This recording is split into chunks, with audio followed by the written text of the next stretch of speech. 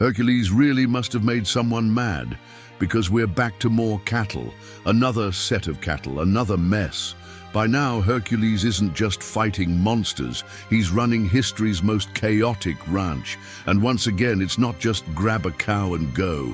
It's to cross a desert, survive a giant, and herd animals that don't want to be herded. Basically, history's least relaxing road trip. This one feels almost like the ancient Greek version of a long-haul road trip. Except instead of drive across the country to pick up a rare collectible, it was walk across the known world to steal a herd of cows guarded by a triple-bodied giant and his two-headed dog.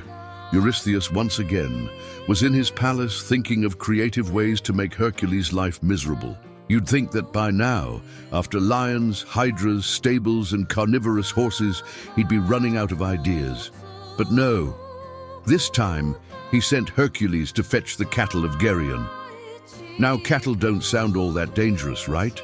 Just mooing around, chewing grass, swishing their tails. But of course, because this is mythology, they belong to a monstrous figure at the edge of the world. Geryon was no ordinary giant. He had 3 bodies, not 3 heads, not 3 arms, 3 whole torsos fused together at the waist, which must have been incredibly impractical for finding shirts. And if that wasn't enough, he had a watchdog named Orthrus. And before you ask, yes, Orthrus was also a 2-headed dog, because apparently Cerberus, the 3-headed dog of Hades, had a cousin. Family reunions must have been a nightmare. Now these cattle were prized, red in color, sleek, strong, almost glowing with divine energy. Eurystheus wanted them as proof of Hercules' strength, or maybe just because he enjoyed watching Hercules stumble around foreign lands. So Hercules set out. This labor, more than the others, was as much about the journey as the destination. He had to cross the Mediterranean, pass through strange lands, and, in true Greek myth fashion, deal with the sun, god Helios himself. Hercules traveled west, and the further he went, the more desolate the world became. The Greeks imagined the lands at the edge of the world as strange, shadowy places where the laws of nature bent a little. He traveled through Libya, through deserts so hot that even Hercules began to sweat and complain. And that's saying something, considering this man had wrestled lions with his bare hands. At one point, overcome by the unbearable heat, Hercules actually shot an arrow at the sun. Yes, he stood there sweaty, cranky, and decided to fire at Helios. Tone it down a little, was basically the message. Now, most gods would have vaporized him for that, but Helios, oddly enough, admired his audacity. So instead of frying him, he lent Hercules something useful. His golden cup. Not a drinking cup, a giant vessel that Helios himself used to sail across the sea at night after finishing his daily sun chariot duties. So just picture it. Hercules climbing into a giant golden cup and sailing it across the ocean like some bizarre celestial gondola. Eventually, he reached the island of Erythea, where Geryon and his cattle lived. Guarding the herd was Orthrus, the 2-headed dog. The demigod didn't waste time on long introductions. He clubbed the dog to death. Simple, brutal, effective. The herdsman who tended the cattle, Eurytion, tried to stop him as well. Same result.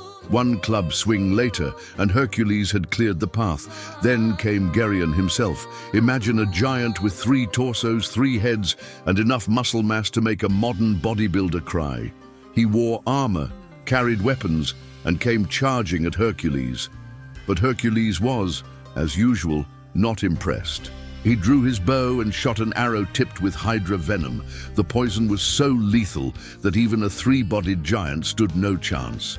Geryon collapsed all 3 torsos at once, and Hercules took the herd. Now, if you think the hardest part was over, you'd be wrong. Getting the cattle home was the real challenge. Because when you're trying to herd divine cows across the Mediterranean, every local king, bandit, and natural obstacle decides to make your life difficult. On his way back, Hercules had to deal with various rulers who tried to steal the cattle. At one point, Hera, never missing a chance to stir trouble, sent a swarm of gadflies to harass the herd. Imagine Hercules trudging along, swatting at divine insects while cows scattered in every direction. He had to waste days rounding them up again. At another point, one of the bulls broke free and swam across the Strait of Gibraltar, ending up in Italy. Yes, one divine cow basically went on vacation. Hercules, of course, had to chase it down. Local myths in Italy later grew out of these wanderings, with people proudly claiming, "Oh yes, one of Hercules' magical cows grazed here once." The man was unintentionally building tourist attractions wherever he went. Eventually, exhausted but victorious, Hercules managed to bring the herd back to Eurystheus. And what did the king do? He sacrificed the cattle to Hera, because of course he did. After all that effort, sailing across the world, clubbing a two-headed dog, shooting down a three-bodied giant, chasing runaway bulls, the prize was just offered up to the goddess who hated Hercules most. A petty little full circle. What makes this labor stand out is the sheer scale of it. It wasn't just about brute strength, it was about distance, persistence, and endurance. Hercules had to literally go to the edges of the known world, cross deserts, battle gods, and bring back living proof of his success. It shows a different kind of heroism, not just strength, but stamina, stubbornness, and a willingness to keep going even when divine cattle are swimming away from you. And again, there's that ironic undertone. Hercules does all this work, only for Eurystheus to shrug and give it away. The labors were never about usefulness. They were about humiliation, about testing him, about making sure he could never fully win. Still, Hercules checked it off the list. The cattle were delivered. The giant was dead. The dog was dead. And the world had been slightly reshaped again by his wanderings. Myths say that in his travels, Hercules set up landmarks, like the famous Pillars of Hercules at Gibraltar.